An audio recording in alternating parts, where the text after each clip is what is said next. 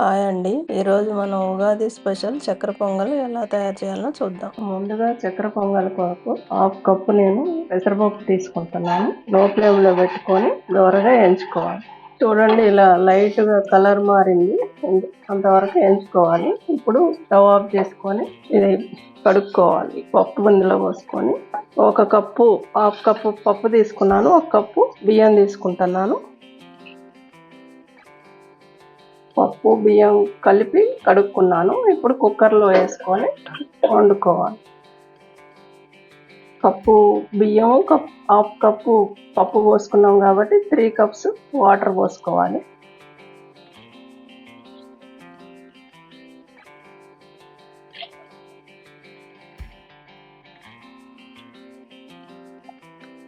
Cooker మూత పెట్టుకొని మీడియంలో పెట్టుకొని 2 విజిల్స్ వచ్చే వరకు వండుకోవాలి. అన్నం ఉడికేలోపు ఈలోపు డ్రై ఫ్రూట్స్ వేయించుకుందాము. 2 టేబుల్ స్పూన్ నెయ్యి వేసుకుంటున్నాను. జీడిపప్పు, ఎలాగో చక్కెర పొంగల్కి ఎక్కువే పడుతుంది నెయ్యి, ఇంకా కొద్దిగా యాడ్ చేసుకుందాం నెయ్యి, ఇంకో 2 స్పూన్స్. జీడిపప్పు గోల్డ్ కలర్లో, లైట్ గోల్డ్ కలర్లో వస్తున్నాయి. ఇప్పుడు కిస్మిస్ యాడ్ చేసుకుందాం.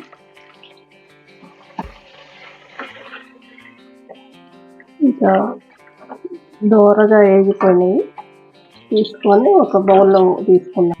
ఇదే ప్యాన్లో బెల్లం వేసుకొని కరగబెడదాం. ఈలోపు రైస్ అయ్యేలోపు పప్పును రైస్ కప్పున్నర తీసుకున్నాం కదా, బెల్లం కూడా కప్పున్నర తీసుకున్నా.